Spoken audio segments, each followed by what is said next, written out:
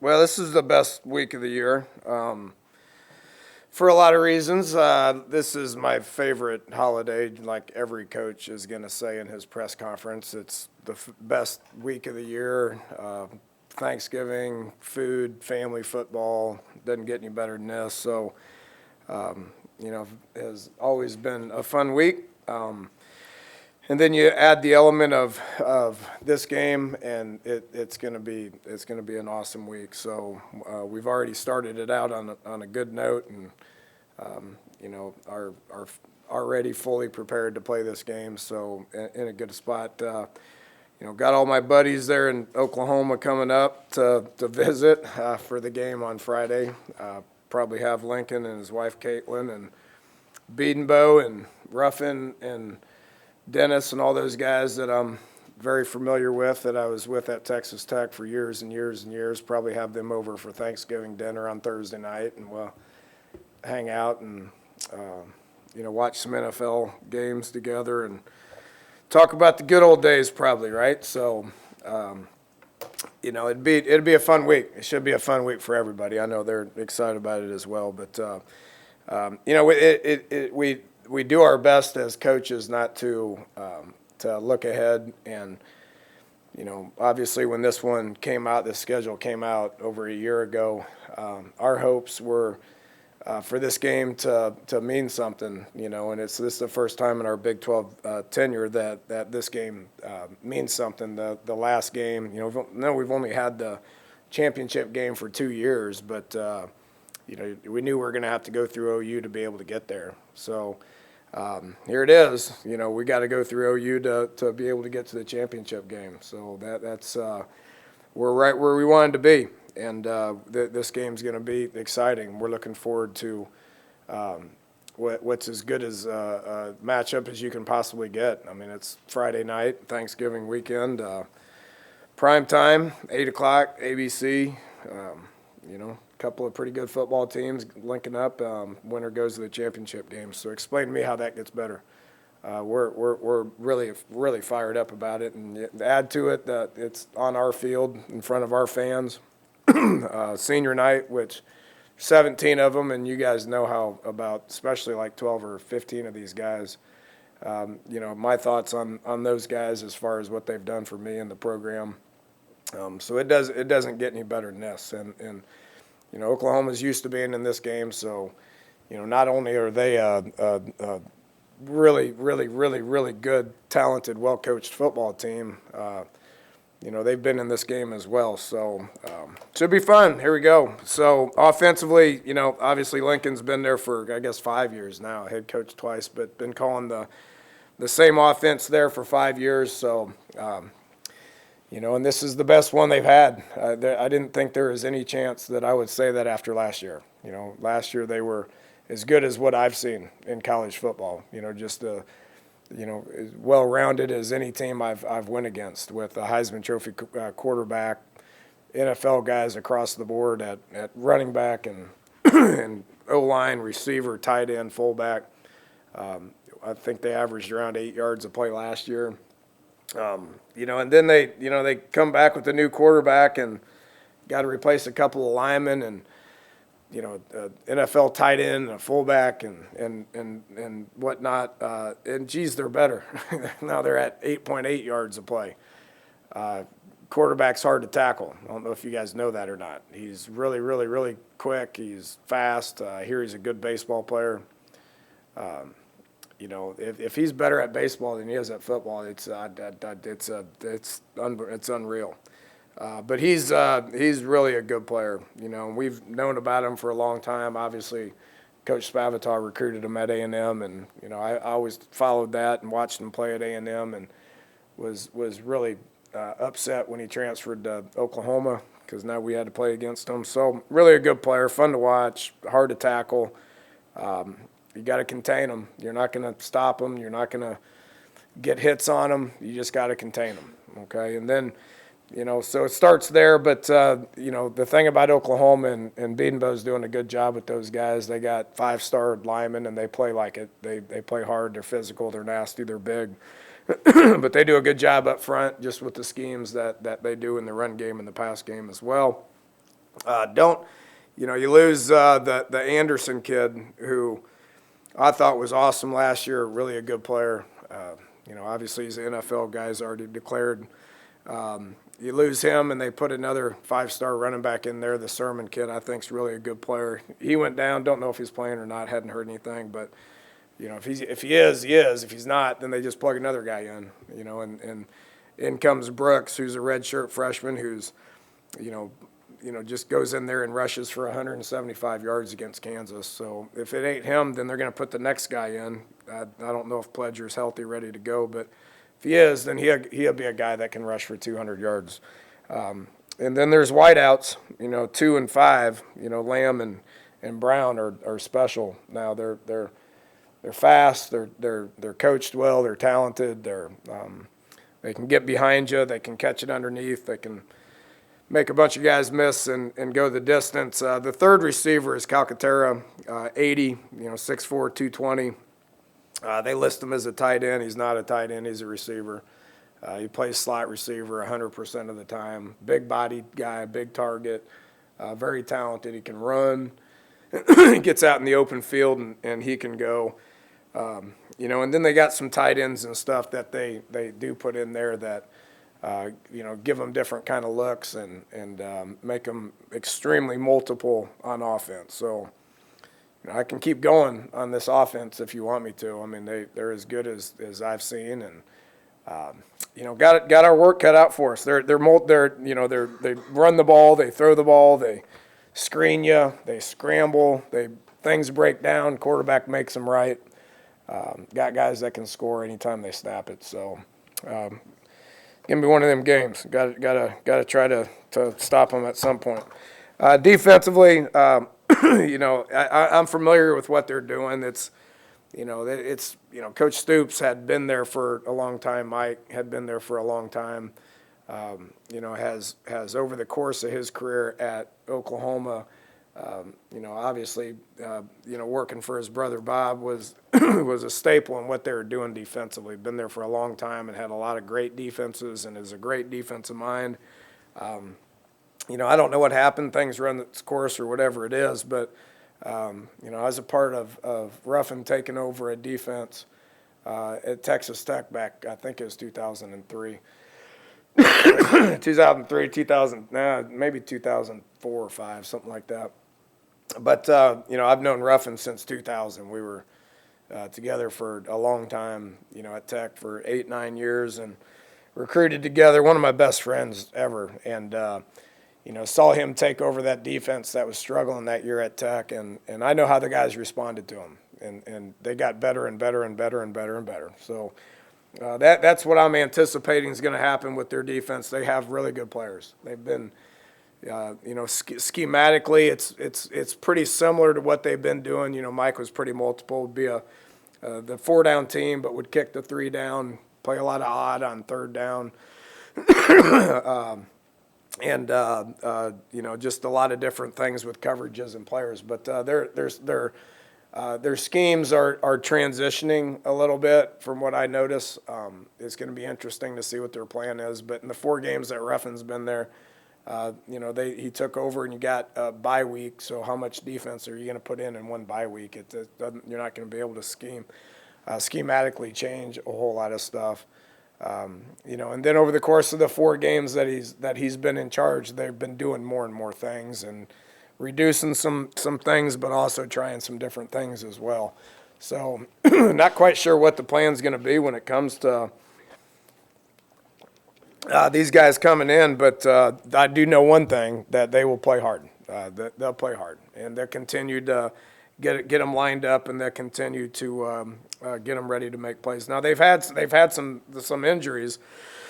It's the one thing you can't count on too much. When guys, from like my point of view, how many of these guys are going to be back, how many they're not going to be back. Got to prepare for only what we've seen and who we've seen do it. But they got a good front. The 55, the man guy, one of their captains, he's long. You got to understand where he's at. Their linebackers, to me, is where all the experience is. The Mike Murray kid, number 9, it's a good-looking dude now. He's 6'2" and 230. His range, I think he had 100 tackles against a specific team earlier in the year. But they got really good experience with those backers. Their corners are guys that can run, and safety-wise, they've been rotating guys just based on injuries and stuff. So playing a lot of bodies, we'll have to recognize what their plan is early and be able to adjust from there. Special teams, they're as good as outfit as we've seen all year. Not only with the specialists, they got one of them. The Siebert kid is as good as I've seen. He's about 90% touchbacks. He's their punter. Gets the thing off quick. Is a good hand when it comes to getting the ball off and getting the thing downfield. And then is the all-time leading scorer, I guess, or something like that. He's kicked more extra points and made more field goals than anybody in like the history of college football. Their return game is really good. Number 2, Liam, as far as a punt returner, is averaging 15 yards a return. He takes chances and has got out 2 or 3 times. Huge week for us when it comes to coverage.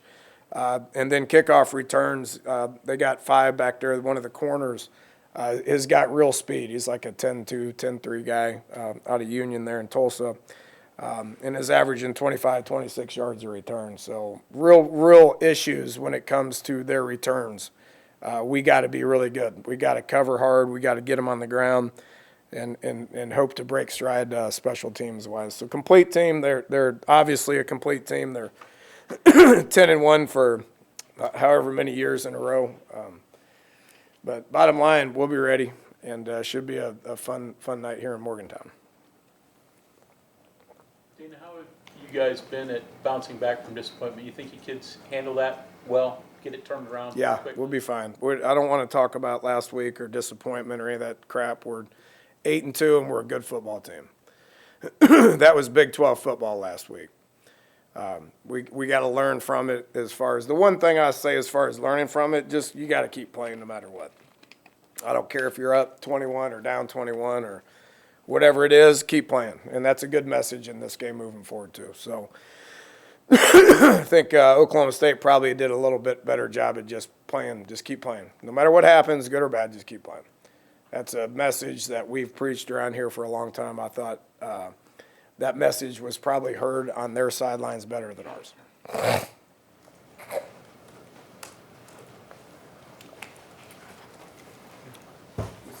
2/3 of the Maxwell Award finalists in this game. Is this probably the best head-to-head quarterback matchup you've been involved in, you think? Well, geez, that head-to-head quarterback matchup last week was pretty good too. I mean, that dude was played. I don't know. That guy's a good football player. I talked on the. Who did I talk with on this? It was a question on my conference call Monday about transfer quarterbacks. Did anybody hear that? So that was Monday, right? So, I understand why quarterbacks transfer at times. Will needed a fresh start, and it's obviously worked out for Will, right? We're happy as all get out to have him here, and he's played well, and it's worked out great, and Murray goes to Oklahoma for whatever reasons he felt like he needed to leave and get a fresh start and waited his turn and is really working out well for him too. Maybe he went there for the baseball program too. I don't know. I guess that worked out as well. But just a great player and has worked out. And then you got this Cornelius kid that just sits there and just waits his turn for 4 years. Quarterbacks typically transfer if they're not the guy. But he just sat there and waited his turn for 4 years and is making the absolute most out of his one opportunity. He was a little shaky earlier in the year and, kind of got a bad rap. We all heard what Coach Gundy said, and, he was right because that guy played lights out. He has the last 2 weeks. I mean, what he did against Oklahoma 2 weeks ago and what he did against us, I mean, he's a heck of a football player. But, as far as this matchup, yeah, it doesn't get a whole lot better. It doesn't get a whole lot better. 2 really good players, similar pass. It should be fun. Doesn't get any better than that. Both had a lot of success. Obviously, 2 of the best quarterbacks in the country. And, we get to watch them play here one last time here Friday night. I'm assuming the Murray kid's leaving after this year, right? He has to Right. make his money for Good. baseball. Hey, what's your take on last night's Monday night football game that was in the 50s? And obviously the Big 12 gets criticized for having similar types of games, and people are lauding that one and criticizing Big 12 defense. I don't care if they criticize Big 12 defense or not. I mean, it's reality. It's what it is. I mean, I'll tell you one thing that's really interesting, and we talked about it a little bit ago, but, there's 3 teams that are alive in the Big 12, West Virginia, Texas, and Oklahoma.